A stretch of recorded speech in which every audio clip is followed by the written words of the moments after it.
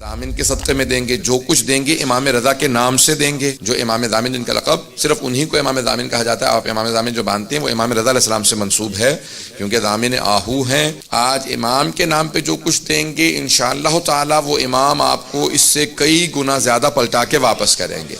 ائمہ علیہ السلام کسی کا ادھار نہیں رکھتے، جو آپ ان کے نام پہ خرچ کر دیتے ہیں وہ آپ کو پلٹا دیتے ہیں، کئی گنا ہو کے واپس آتا ہے. امام علیہ السلام کے بے انتہا مناقب و فضائل ہیں، لیکن واحد امام ہے جن کو رضا کہا جاتا ہے، امام علی بن موسیٰ الرضا علیہ السلام. رضا یعنی جس کی خوشنودی خدا کی خوشنودی ہو اور وہ خدا کی ہر مرضی پہ راضی ہو. راضی برضا اللہ، جو اللہ کی ہر مرضی پہ، جو جناب سید الشہداء کا میدان کربلا میں رضن بقضائہ و تسلیما لامر جملہ ہے. اگر اس کا مصداق دیکھنا ہے تو جناب امام رضا علیہ السلام کو دیکھ لیں. امام کے بے انتہا فضائل و مناقب ہیں. عزیزان گرامی، امام کی تاریخ کے الفاظ یہ ہیں کہ جب ایک مرتبہ مأمون ملعون جب حکومت میں آیا تو اس نے سوال کیا. جب مأمون حکومت میں آیا تو اس نے آنے کے بعد فوراً سوال کیا کہ کس کس سے میری حکومت کو خطرہ ہو سکتا ہے. فاضل ابن ربیع سے پوچھا تو اس نے کہا کہ 3 لوگوں سے تیری حکومت کو خطرہ ہو سکتا ہے. تو اس نے کہا میرے ذہن میں 2 تھے. تیرے ذہن میں کون کون ہے؟ کہا تیرا بھائی امین، کہا وہ تو بہت بے وقوف ہے، اسے میں راستے سے ہٹا دوں گا، قتل کروا دوں گا اس کو. دیکھیں، جو حکومت میں آتا ہے اور خدا کی خاطر حکومت نہ کرتا ہو وہ اپنوں کا بھی مخلص نہیں ہوتا. تو کہا اور؟ کہا کہ اس کا جو وزیر ہے کہ اس کو بھی میں راستے سے ہٹا دوں گا. کہا تیرے ذہن میں تیسرا کون ہے؟ کہا علی بن موسیٰ الرضا علیہ السلام. کہا یہ کون ہے؟ ان کا میں نے نام پہلے نہیں سنا ہے. عزیزان گرامی، ائمہ کی ایک مظلومیت یہ ہے کہ ان کے زمانے میں افراد تھے اور انہیں نہیں جانتے تھے. آج سب جانتے ہیں، لیکن ان کے زمانے میں ائمہ کی مظلومیت یہ ہے کہ ان کو بالکل کارنر کر دیا گیا، ان کو بالکل اس طرح سے دور کر دیا گیا معاشرے سے کہ کوئی ان کے قریب نہ جائے. کہا یہ جو حکومت تمہارے پاس ہے تمہارے اجداد نے ان کے نام پہ حاصل کی تھی، ان کے نام پہ لوگوں کو دھوکہ دیا کہ ہم بھی آل رسول ہیں، کیونکہ رسول خدا کے چچا کے بیٹے تھے بنی عباس. عباس حضرت عباس کی نسل سے تھے، یعنی حضرت عباس چچا اموی رسول خدا، نہ حضرت عباس ابن علی ابن ابی طالب، حضرت علیہ السلام کے فرزند نہیں بلکہ جناب امیر کے چچا عباس. تو کہا ان کی نسل سے ہو، تمہارے اجداد نے ان کے نام پہ کہہ کے دھوکہ دے کے حکومت حاصل کی اور اس کے بعد پھر ان کو زندانوں میں رکھا تاکہ لوگ پہچان نہ لیں کون حقدار ہے. تو اس نے کہا کہ اچھا تو یہ کیسے ہیں، دیکھنے میں کیسے ہیں، بولنے میں کیسے؟ سن رہے سب لوگ؟ کہا دیکھنے میں کیسے ہیں، بولنے میں کیسے ہیں، جب گفتگو کرتے ہیں علم کیسا ہے؟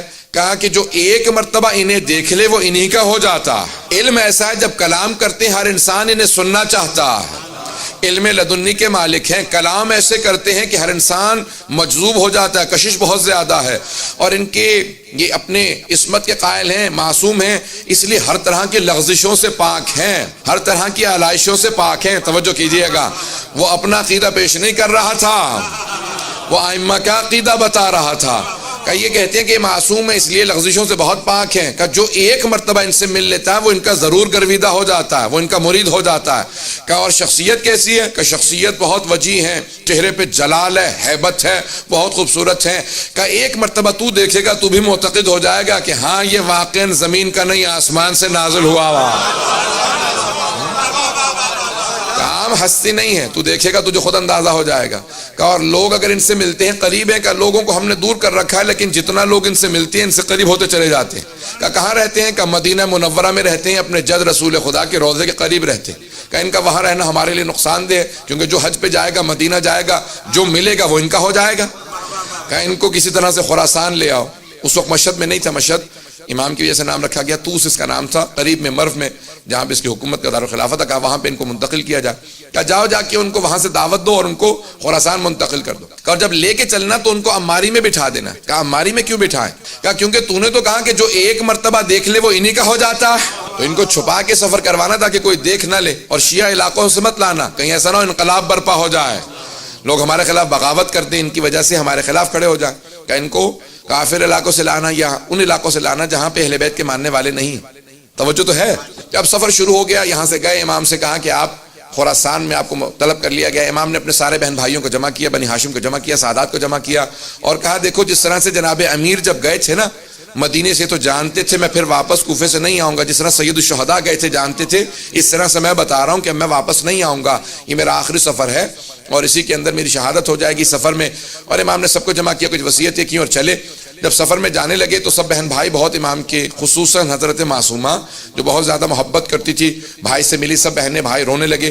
امام نے کہا نہیں آپ لوگ یہیں پہ رہیں اور بعد میں آپ لوگوں کے لیے ایک سفر ہوگا میں جانتا ہوں، اور امام سفر کے لیے چلے گئے، اماری میں بٹھایا گیا، امام کو لے جایا گیا، سفر شروع ہو گیا۔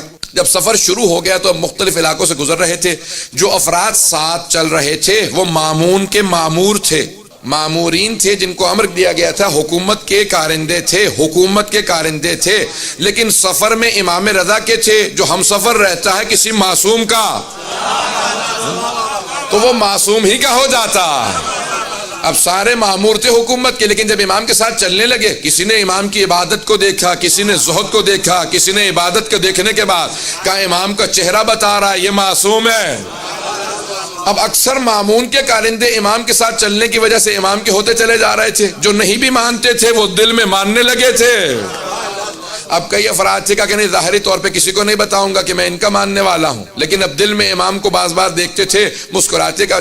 اب مولا بھی جانتے تھے امام کہا اسے جاتا ہے جو دلوں کے بھید جانتا ہو۔ اب امام کے ساتھ جو حجت خدا ہو وہ جانتا ہے دل میں کیا۔ امام سفر میں ہے، مختلف سفر کے احاطوں کے اندر امام کو ایک مرتبہ نیشا پور کے اندر جب پہنچے، نیشا پور اس وقت مرکز تھا علم کا، بہت بڑے بڑے علماء شیعہ سنی وہیں نیشا پور سے گزرے ہیں، سب کے ذہنوں میں واقع ہے، مجھے صرف اشارہ کرنا ایک نتیجہ دینے کے لیے۔ اس مقام پہ 16,000 یا 18,000 محدثین جمع ہو گئے، اور سب کے سب ایک بات سوچ رہے تھے کہ عرب کا بہترین خاندان بنی ہاشم ہے، اور ایران کا جو بہترین خاندان تھا شاہی خاندان، اس کی بیوی جناب شہربانو بنی ہاشم کے بہترین حسین سے بیاہی گئی۔ آنے والا عرب و عجم کا بہترین فرد ہے۔ تو اب بہت سے لوگ محبت میں ملنے آئے تھے، بہت سے تعصب میں ملنے آئے تھے، بہت سے نیشنلزم کی وجہ سے مل رہے تھے، اگر توجہ ہو کہ بھی خون بہترین خون ہے، بہت سے عقیدت کی وجہ سے ہر آدمی آ رہا تھا، کوئی شیعہ تھا جو نہیں بھی تھا، کہ یہ فرزند رسول ہیں، ان سے ایک حدیث سننا چاہیں گے۔ جب سارے محدثین جمع ہو گئے تو احمد بن حنبل نے اپنے مسند میں لکھا کہ جب سب محدثین جمع ہو گئے تو سب نے درخواست کی امام رضا سے کہ ایک حدیث اپنے جد رسول خدا سے بیان کر دیں۔ اب امام نے حدیث کو بیان کرنا شروع کیا۔ احمد بن حنبل اہل سنت کے 4 اماموں میں سے ایک امام ہیں، وہ کہتے ہیں کہ امام نے ایک حدیث کی سند کو بیان کیا۔ حدیث کی سند کو وہ سند ہے جسے سلسلۃ الذہب کہا جاتا ہے، گولڈن چین آف نریشن، جس میں تمام کے تمام افراد کہاں معصوم ہیں، اس لیے عصمت کی وجہ سے اسے سونے کی سلسلہ سند کہا جاتا، سونے کا سلسلہ سند جہاں سب معصوم ہیں۔ امام احمد بن حنبل کہتے ہیں، اہل سنت کے امام، وہ کہتے ہیں کہ اس حدیث کے الفاظ کو نہیں، صرف اس کی سند کو اگر دیوانے پہ پڑھ دو گے تو اسے افاقہ ہو جائے گا۔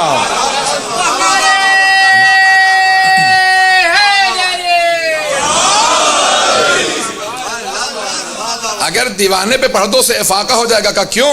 کہ اگر بیمار پہ پڑھو کہ شفا مل جائے گی، کہ کسی بھی مرض کے اندر کوئی مبتلا ہو، کسی بلا میں مبتلا ہو، سند کو پڑھ لے گا۔ واحد حدیث ہے جس کے سلسلہ سند میں سب کے سب معصوم ہیں۔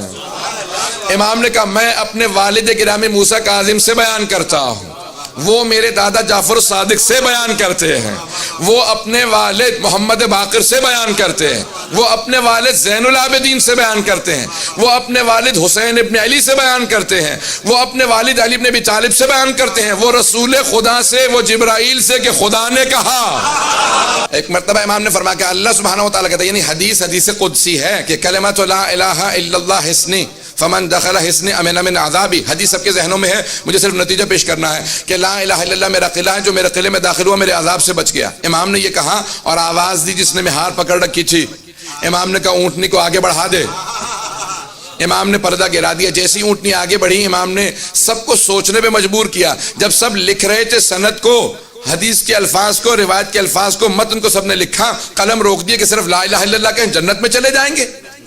امام نے جب سب کو لمحہ فکریہ دے دیا، سوچنے میں مجبور کیا، تو امام نے دوبارہ کا ذرا رک، ایک مرتبہ امالی کا پردہ ہٹایا۔ امام نے کہا بشروطہا، لا الہ الا اللہ کی کچھ شرائط ہیں، کنڈیشنز ہیں، وَأَنَا مِن شُرُوطِهَا۔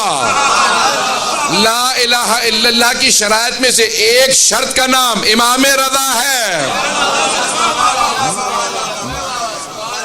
امام پہنچے تو اس نے فوراً پہنچنے کے بعد مامون نے دیکھا امام کو، وہ جو سب سے دربار میں کہہ رہا تھا خبردار کوئی تعظیماً کھڑا نہ ہو، توجہ ہو، وہ خود ایک مرتبہ اپنے تخت پہ کھڑا ہوا اور امام سے کہنے لگا فرزند رسول تشریف لائیے، یہ آپ ہی کا تخت ہے، میرے تو وڈیرے بھی کہہ گئے اگر آپ نہ ہوتے تو ہم ہلاک ہو جاتے۔ ایک مرتبہ اس نے امام کو دعوت دی، امام نے کہا تیرے تخت سے مجھے ظلم کی بو آتی ہے، میں تیرے تخت پہ نہیں بیٹھوں گا، میرے لیے ممبر لگوا دے۔ ایک مرتبہ ممبر لگایا گیا، وہ خود تعظیماً کھڑا ہوا، سارا دربار کھڑا ہو گیا۔ امام سے کہا کہ آپ کو میں اپنا ولی عہد بنانا چاہتا ہوں، کراؤن پرنس بنانا چاہتا ہوں۔ امام نے کہا کیسی ولی عہدی؟ جب میں جانتا ہوں کہ میں تجھ سے پہلے شہید ہو جاؤں گا اور تو جو ہے مجھے خود سے زہر دے دے گا تو پھر میں کیسی ولی عہدی قبول کروں؟ کہ نہیں آپ کو ولی عہدی قبول کرنی ہی ہوگی۔ امام نے کہا اگر زبردستی ہے تو پوچھ کیوں رہا ہے؟ جو تو نے لگانا میرے نام کے ساتھ لقب لگا دے، اگر پوچھ رہا ہے تو میں رد کرتا ہوں۔ یہ اگر توجہ ہو، امام نے کہا اگر پوچھ رہا ہے تو میں رد کر رہا ہوں، اور اگر تیری زبردستی ہے تو نے جو بھی نام لکھنا ہے میرے نام کے ساتھ لقب لگا دے۔ اس نے کہا نہیں آپ ولی عہد ہیں۔ امام نے کہا ایک شرط کے ساتھ، کوئی فیصلہ نہیں کروں گا، بات میں نہیں پہنچا پایا، کوئی فیصلہ نہیں کروں گا، آپ سب میرے پاس آئیں کہ آپ ہمارے جج بن جائیں، قاضی بن جائیں۔ میں کہوں ٹھیک ہے لیکن کوئی فیصلہ نہیں کروں گا۔ تو اس کا مطلب ہے کون سے جج، کیسا جج؟ جب فیصلے کوئی نہیں کروں گا تو جج کس بات کا ہوں؟ امام نے کہا ولی ہے تو فیصلہ کوئی نہیں کروں گا۔ اس کو سمجھ نہیں آیا، اس نے کہا ٹھیک ہے قبول ہے۔ اس نے اس کو قبول کر لیا، کہا ولی عہدی قبول ہے، آپ ولی عہد ہیں، ایک مرتبہ ہر جگہ پہ اعلان کر دو۔ اب امام نے جب دیکھیں ابھی امام کیا کہہ کے آئے ہیں، بے شروطہا لا الہ الا اللہ کی شروط میں سے ایک شرط ہوں۔ امام سمجھا یہ رہے ہیں کہ اس کی ولی عہدی معنی ہی کچھ نہیں رکھتی، میں توحید کی شرائط میں ہوں۔ جو توحید کی شرائط میں ہو، مامون کی ولی عہدی کیا معنی رکھتی ہے؟ اگر بات پہنچ رہی ہو، اس کی ولی عہدی کی حیثیت کیا ہے؟ میں توحید کی شرائط میں ہوں، یہ ایک ظالم بادشاہ ہے۔ ایک مرتبہ فیصلہ آیا اس کے سامنے اور ایک آدمی کو لایا گیا کہ یہ چور ہے، اس نے چوری کی ہے۔ تو اس نے مامون نے فوراً چور سے سوال کیا کہ بھائی واقعی تم نے چوری کی ہے؟ اس نے کہا ہاں چوری کی ہے۔ کہا جانتے ہو چوری کی سزا کیا ہے اسلام میں؟ کہا ہاں ہاتھ کاٹ دیا جاتا ہے، حد جاری ہوتی ہے۔ کہا اچھا حد جاری ہوتی ہے، جانتے ہو پھر بھی چوری کی اور اقرار بھی کر رہے ہو؟ کہا ہاں حد جاری ہوتی ہے لیکن کون حد جاری کرے گا؟ کون میرا ہاتھ کاٹے گا؟ تو نہیں پہنچا پا رہا۔ کہا تو میرا ہاتھ کاٹے گا؟ ہاں میں ہاتھ کاٹوں گا۔ تو نے سوال کیسے کر دیا کہ میں تیرا ہاتھ کاٹوں گا؟ کیوں نہیں کاٹ سکتا، میں حاکم وقت ہوں۔ کہا سن، تیرے باپ نے جو بیت المال سے پیسہ چرایا تھا اس سے ایک کنیز کیوں خریدا؟ تو اس سے پیدا ہوا، تو پوری امت کی ملکیت ہے، حاکم نہیں ہے۔ خبردار میرے سے اونچی آواز سے بات نہ کرنا، میں امت ہوں، تو امت کی ملکیت ہے۔ اس نے کہا تو نے میری توہین کی ہے، جسارت کی ہے، تجھے سزا ملے گی اور ہمارا ولی عہد فیصلہ کرے گا۔ امام سے کہا کہ آپ فیصلہ کیجئے۔ امام نے کہا کیسا فیصلہ؟ کہا آپ ولی عہد ہیں، آپ فیصلہ کیجئے۔ امام نے کہا میں نے تو پہلے شرط رکھی تھی کوئی فیصلہ نہیں کروں گا۔